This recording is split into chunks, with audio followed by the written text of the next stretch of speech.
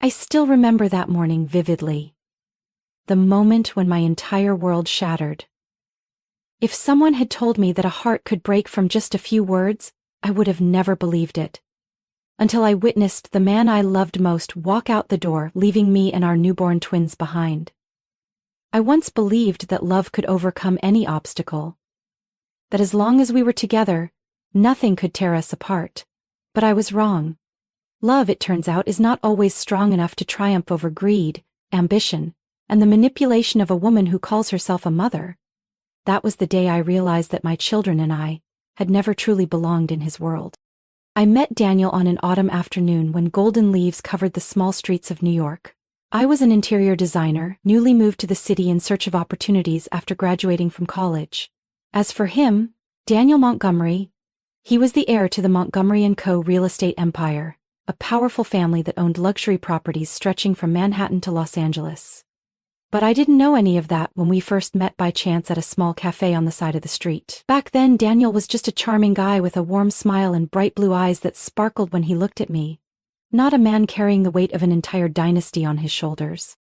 We fell in love quickly, the way young couples often do when they are filled with passion and hope. Daniel wasn't like other wealthy men. He never flaunted his money, never acted distant or arrogant. Instead, he was kind, gentle, and made me feel like I was the only person in his world. Those first months together were the happiest time of my life. I loved him with all my heart, never realizing that love alone wouldn't be enough to withstand the crushing weight of the Montgomery name and its legacy. When I became pregnant, Daniel was overjoyed. He held me in his arms and promised to protect me and our child forever. But love and promises were not strong enough to stand against his mother, Margaret Montgomery, a woman with piercing gray eyes and a heart of steel. I still remember the first time I met her, just a week after Daniel found out I was pregnant. She invited us to a lavish party at the Montgomery estate, where crystal chandeliers illuminated walls adorned with paintings by famous artists. The moment I stepped inside, I knew I didn't belong there. The women in their extravagant evening gowns eyed me with scrutiny. The men, mostly business associates of the family, barely acknowledged my presence as they moved through the grand room filled with power and prestige. Margaret Montgomery sat at the center of the room, a glass of red wine in her hand, her cold gray eyes scanning me from head to toe. She did not display immediate hostility, instead she wore a polite but utterly insincere smile. But I knew from that very first moment that she had already decided I was unworthy. "Daniel tells me you're pregnant," she said, her voice devoid of any real emotion. How unexpected. I didn't know how to respond. I tightened my grip on Daniel's hand, feeling the tension in his body. He forced a weak smile, trying to maintain a pleasant atmosphere, but I could see the worry in his eyes. Throughout the entire evening, Margaret said nothing more to me, but I knew this wasn't over. And just as I had feared, a few days later Daniel began to change. He became distant, lost in thought, frequently sleepless, and constantly receiving mysterious phone calls from his mother.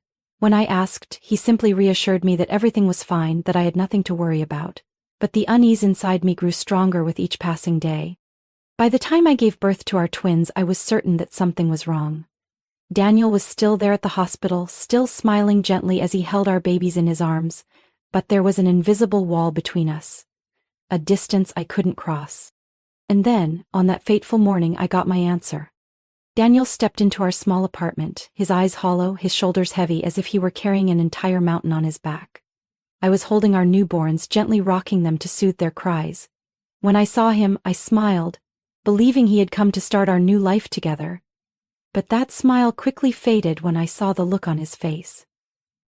"We need to talk," he whispered. I placed the babies in their crib and turned to him with growing concern. "What's wrong, Daniel?" He didn't answer immediately. He swallowed hard, his eyes avoiding mine. "I can't do this anymore," he finally said, his voice weak and trembling. "I just can't." My heart stopped. "Can't do what?" Daniel took a deep breath as if the words he was about to say would destroy everything. I have to leave." The air in the room turned ice cold. I could feel my heart shattering, each fragment piercing deep into my chest. "Leave?" I repeated, my voice barely a whisper. "What do you mean, Daniel?" He looked at me with tortured eyes, but there was no hesitation in his expression. He had already made up his mind. "My mother was right. he said, his voice thick with emotion. "We don't belong in the same world. I can't stay." Tears streamed down my face before I could stop them. I shook my head, refusing to believe what I was hearing. "You're leaving me, leaving your own children just because she told you to?" Daniel didn't respond. In that moment, I realized that the man I loved was gone. In his place stood a coward, a puppet controlled by his mother, a man willing to trade his wife and children for the security of his inheritance. Daniel turned his back on me and walked toward the door. I wanted to scream, to run to him and beg him to stay, but my body was frozen in place. "I'm sorry," he said, but he didn't dare look back. The door slammed shut behind him, leaving me alone with our newborn twins and a shattered heart. I sat there, staring at the closed door where Daniel had just walked out. A part of me still hoped it would open again, that he would return and tell me this was all just a nightmare. But that didn't happen. In this tiny apartment, it was just me and my 2 newborns, completely unaware of the loss I was carrying. Tears fell silently down my face as I gazed at the 2 fragile lives lying in the crib. They had no idea that their father had just turned his back on them, abandoning me to raise them alone.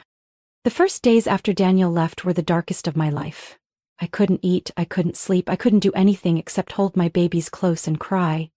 At night, the apartment felt empty and unbearably cold.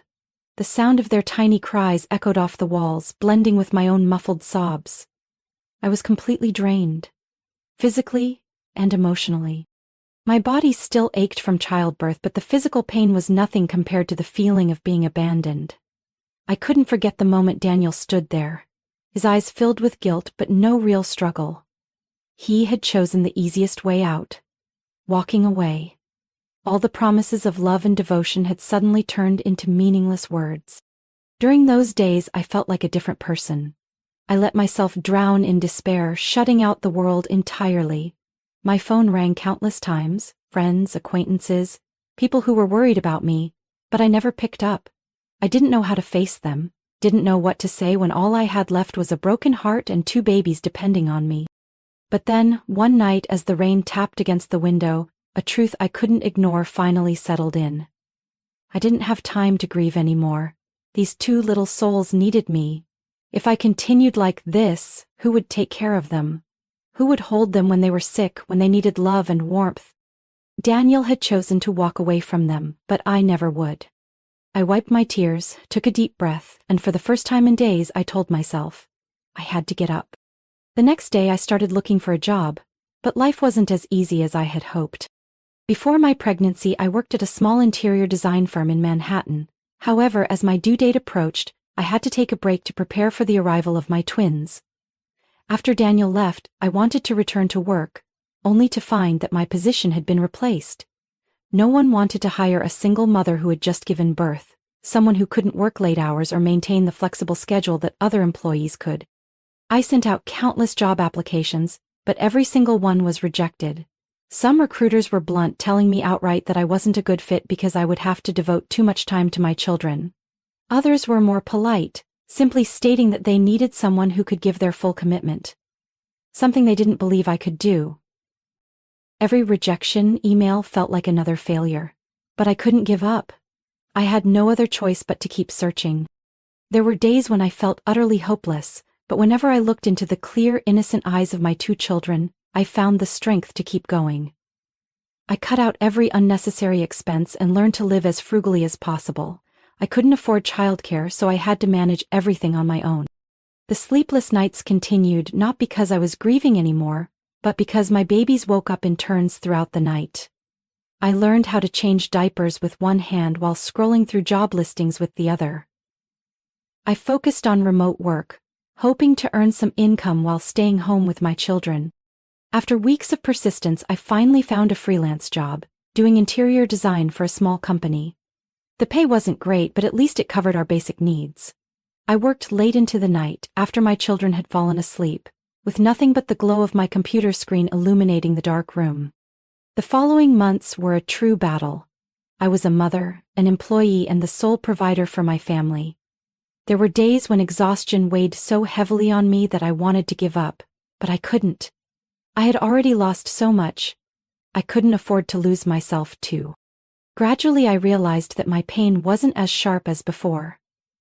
It was still there, lingering like a wound that hadn't fully healed, but it no longer controlled me. I was no longer the weak woman crying in the corner of a room. I was a mother of two, and I would not let life break me. I still didn't know what the future held, but at least I had started walking my own path, and this time I wouldn't let anyone decide my fate for me. I had grown used to long, sleepless nights. When my children finally drifted into deep sleep, I would sit in front of my computer, the pale blue light casting soft shadows on my tired face. Freelance interior design work barely covered our expenses, but I knew I couldn't keep living like this. I needed something bigger, something that truly belonged to me. The idea came to me one late afternoon as I was folding clothes for my twins. I realized that most children's clothing on the market looked the same, nothing special. The well-designed outfits were ridiculously expensive, while the affordable ones were poorly made. I thought to myself, why not create clothes that were both beautiful and comfortable for kids? I wasn't a fashion designer, but I had always loved creating things. When I was a child, my mother taught me how to sew tiny dresses for my dolls. She was no longer around, but those skills had stayed with me. So, I decided to give it a try. I borrowed an old sewing machine from my downstairs neighbor and started with simple pieces. Soft newborn onesies, stretchy leggings, and little dresses for baby girls. At first I only made them for my own children, but when I posted pictures online, a few friends asked me where they could buy them. That was the moment I realized I had an opportunity. I didn't have much money to invest, but I had determination. Every spare dollar I earned went into buying fabric and supplies. I taught myself how to sew better, how to create more refined designs, and how to run an online business. It was harder than I thought. I listed my products online, but no one seemed interested. I emailed mom and baby bloggers but received no replies. Once I even got a small order, but the customer canceled at the last minute. The rejections piled up, and I started questioning if I was just wasting my time. But then, one night, as I watched my babies sleep peacefully in the outfits I had made for them, I knew I couldn't give up. I had come too far to turn back. I changed my approach. I took better, more professional photos of my products, built a small website, and started a blog, where I shared my journey as a single mother and how I was building my brand from nothing. I joined parenting groups on social media, sharing my experiences while subtly introducing my products. Slowly, little by little, the first orders began to come in. My very first customer was a young mother in Chicago. She ordered a newborn outfit for her baby girl. When I received the payment notification, I burst into tears, not because of the money, but because it was proof that I wasn't hopeless. Then came the second order, the third. Soon I started receiving messages from mothers thanking me, telling me how soft and comfortable my clothes were for their babies. Some even sent pictures of their little ones wearing my designs, their tiny faces glowing with joy. I named my brand Little Blessings because that's exactly what my twins had given me. A reason to keep going. The following months were an endless battle. I worked day and night, caring for my children, sewing clothes, packing orders, and managing my website. My small apartment had turned into a mini sewing workshop, with piles of fabric stacked everywhere and spools of thread scattered across the floor. Every morning I woke up before my children to answer customer emails. In the afternoon, while they napped, I cut fabric and sewed. At night, when everything fell silent, I stayed up learning about marketing, advertising, and brand development. I was exhausted, but I had never felt more alive. Then one day something unexpected happened. One of my posts went viral on social media. A well-known mom influencer on Instagram shared her love for Little Blessings, praising the quality and elegant design of my products. Overnight, my inbox was flooded with messages and orders skyrocketed. I couldn't believe my eyes. I had to call a friend to help me pack shipments because I couldn't keep up with the overwhelming demand. I quickly found a small local workshop to help produce my most popular designs. In just 6 months, Little Blessings had transformed from a small online shop into a well-established name in the children's fashion industry. I was no longer just working to survive. I was building a future for myself and my children. For the first time in years, I felt proud of myself. One evening, as I was folding clothes to prepare for shipping, I received an email from a major mother and baby retail chain in New York. They wanted to collaborate, to bring Little Blessings into their stores. I set my phone down, my hands trembling. This was an opportunity I had never dared to dream of. I turned to look at my sleeping children, my heart swelling with gratitude. I had lost so much, but in the process, I had found myself. And I knew this was only the beginning. I never thought I would be standing here today. From a woman abandoned and struggling in a cramped apartment with 2 infants, I was now running a thriving children's fashion brand. Little Blessings was no longer just a small online store. It had become a recognized name in mom communities, featured in articles about female entrepreneurs, and even made its way onto the shelves of major retail chains. Looking back on my journey, it still felt like a dream I once thought was impossible. But the most incredible part wasn't the success or the money I had earned. The most incredible part was that I had found myself again. I was no longer the weak woman crying behind a closed door, watching the man who abandoned her walk away. I stood up. I had built a life I could be proud of, one that was mine and mine alone. Every morning as I wake up in my more spacious apartment, watching my 2 children giggle and run around, I know I am on the right path. I no longer worry about how to afford milk for them, nor do I spend sleepless nights counting the last few coins in my wallet. Now I can provide them with a comfortable life, think about the future without the constant weight of uncertainty pressing down on me. But above all, there is one thing that matters most. I no longer resent Daniel. At first, I thought I would never be able to forgive him. He abandoned me when I was at my weakest, choosing money and power over his own family. But over time, I realized that holding on to resentment only kept me trapped in the past. Daniel no longer had a place in my life, and his existence no longer affected the path I was walking. One day, as I was reviewing my work schedule, I received a text message from an unknown number. "Amanda, it's Daniel, can we meet?" I stared at the message, a strange feeling washing over me. It had been years since I had last heard from him. After leaving me, Daniel had completely disappeared from our lives. I had no idea how he had been living, whether he was happy with his decision or not. But none of that mattered to me anymore. I put my phone down without replying. That afternoon, I sat in my small office, browsing through the latest designs for my upcoming product line. I couldn't stop my mind from drifting to the past, but this time it didn't bring me pain. I remembered the day Daniel walked out of our tiny apartment, the crushing despair that consumed me then. But I also remembered everything I had done to rebuild my life. I was no longer that woman. I was stronger, more resilient, and I no longer needed anyone else to complete me.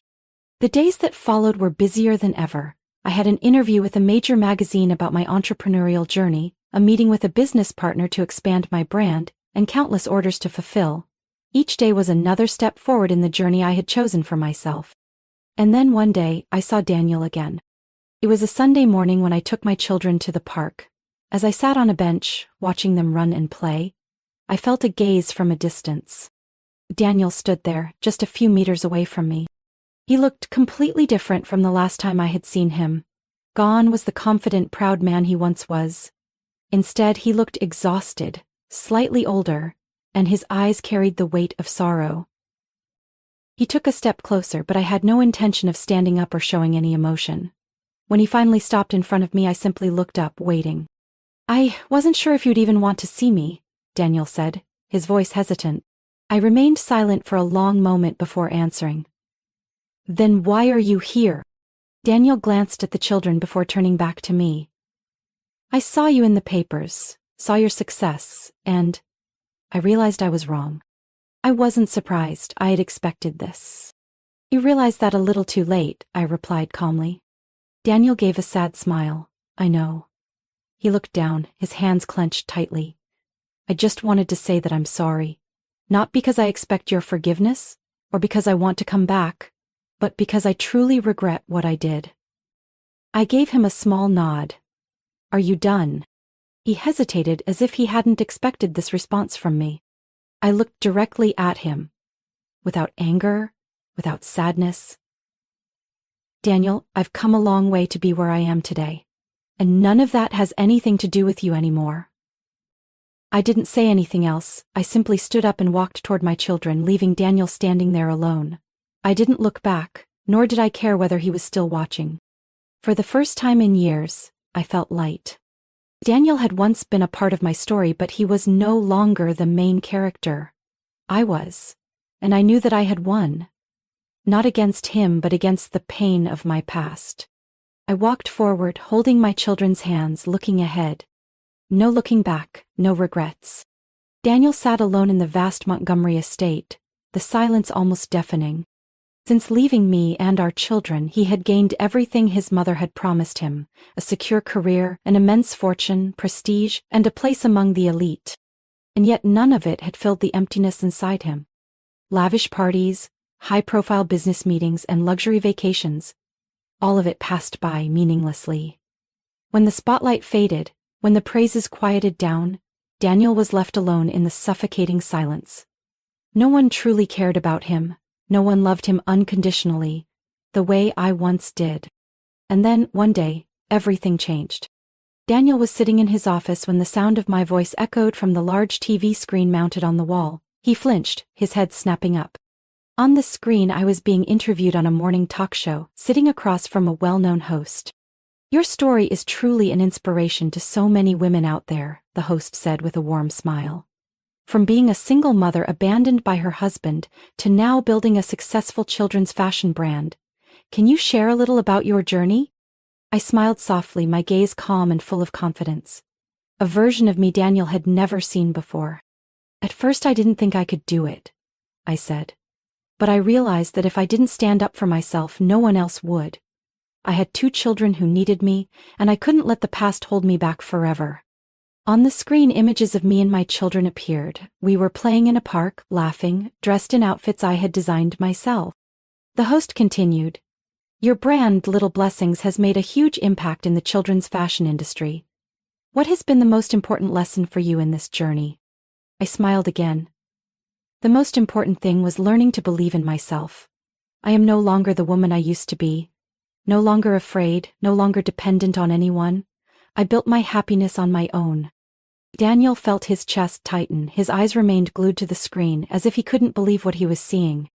I had completely transformed. I was no longer the fragile woman he had abandoned. I wasn't just surviving, I was thriving. The final image before the segment ended showed me holding my 2 children, all 3 of us smiling radiantly. Daniel turned off the TV, but the images didn't leave his mind. He suddenly realized he had been wrong. So devastatingly, irreversibly wrong. For years he had tried to convince himself that he had made the right choice, that leaving me was the best decision. But now, seeing me happy and strong without him, he finally understood that he had lost the most precious thing in his life. He couldn't bear the thought that I had truly moved on without him.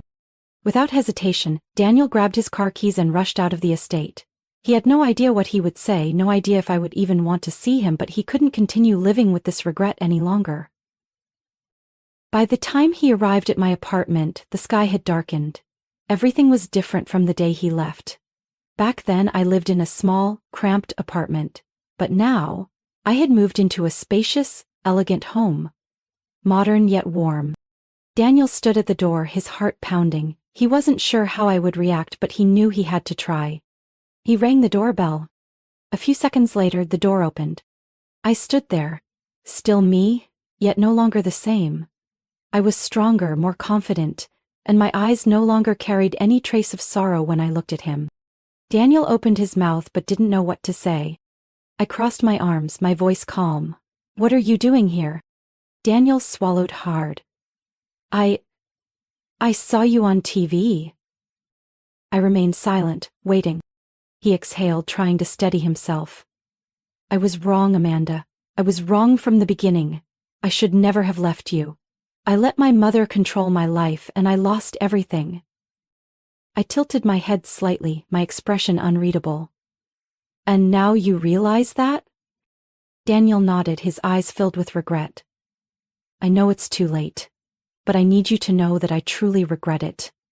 I don't expect you to forgive me. I don't expect another chance. I need you to know that you were the only person I ever loved."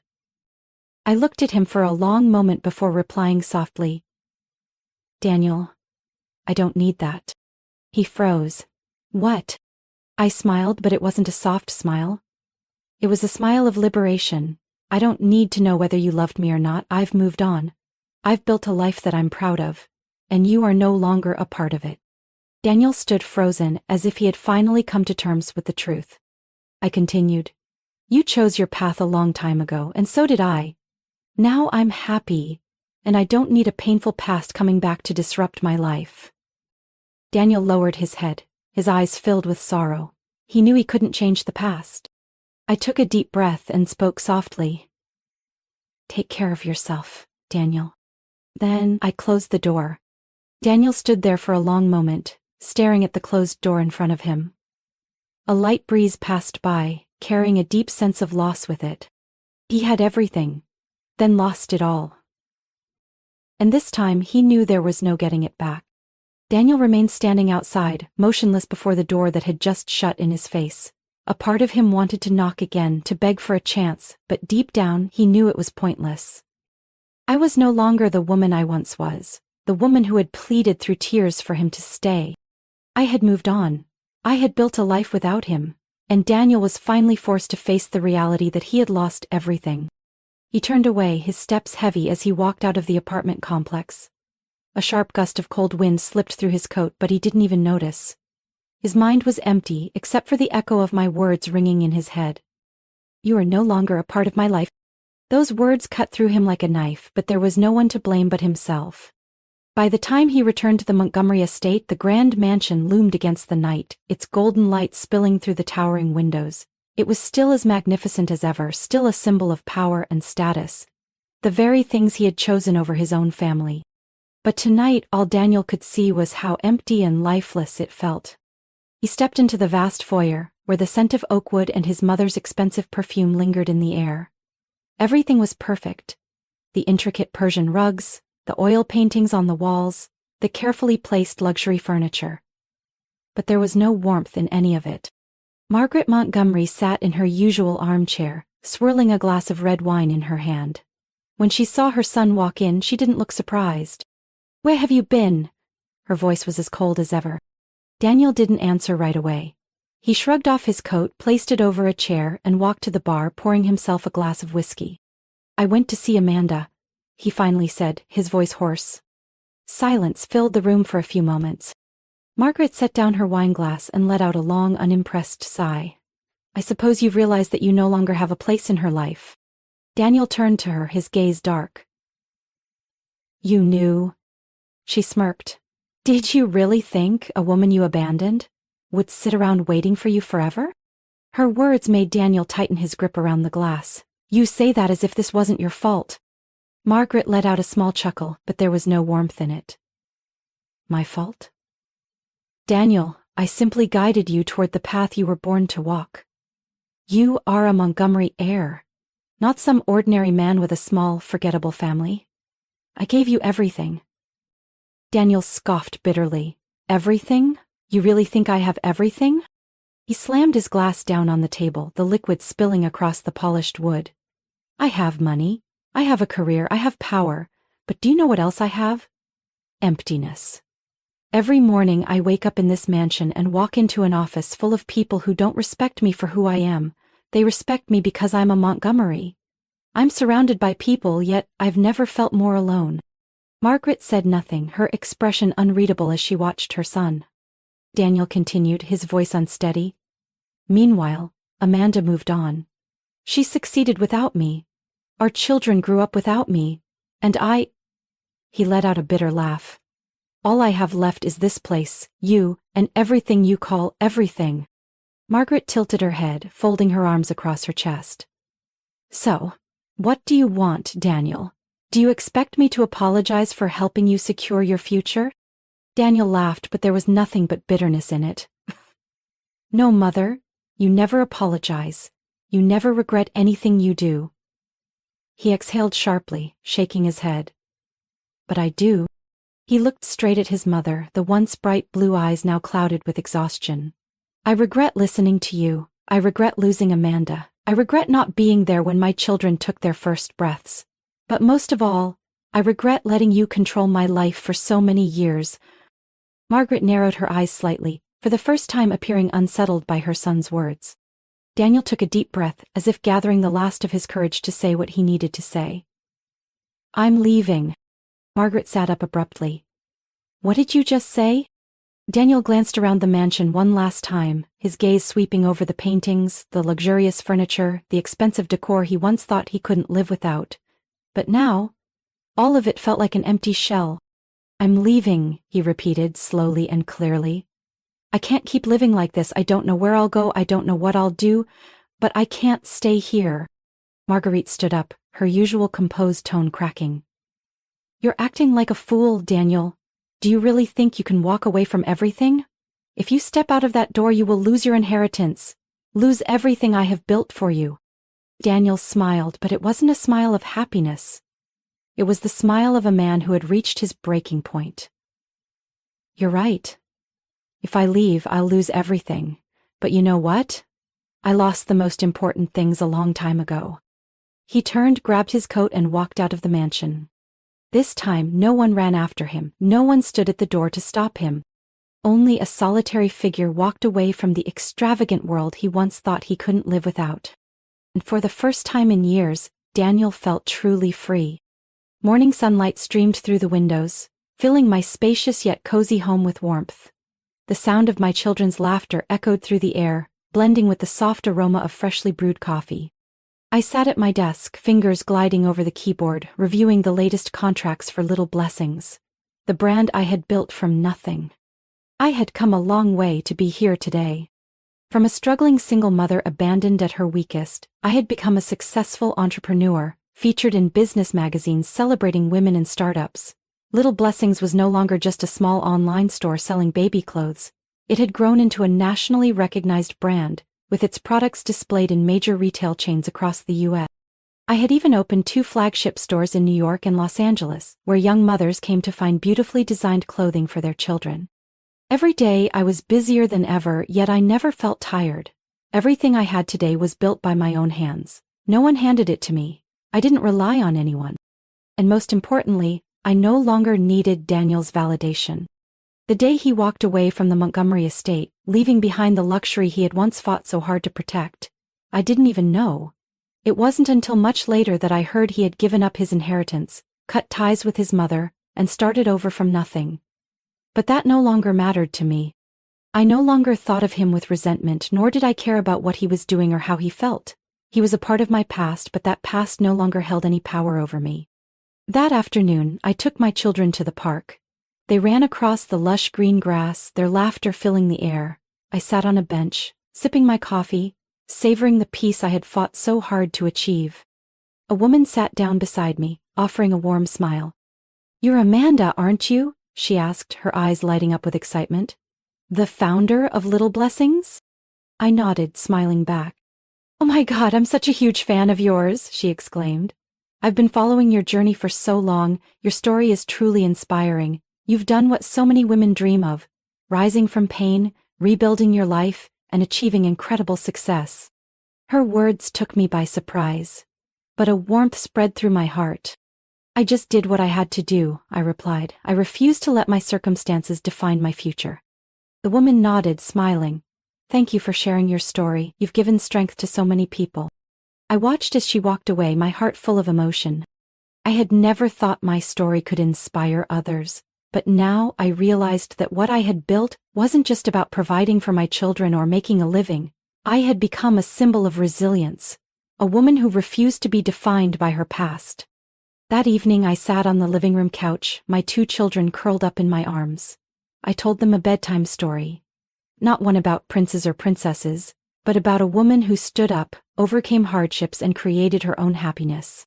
"Sue, did she end up happy, Mommy?" my little girl asked, her round eyes looking up at me. I smiled, kissing her forehead. "Yes, sweetheart. She created her own happiness." As I turned off the lights and stepped out of the room, I paused at the doorway, watching my children sleep peacefully. They were all I needed. I didn't need a man to complete me.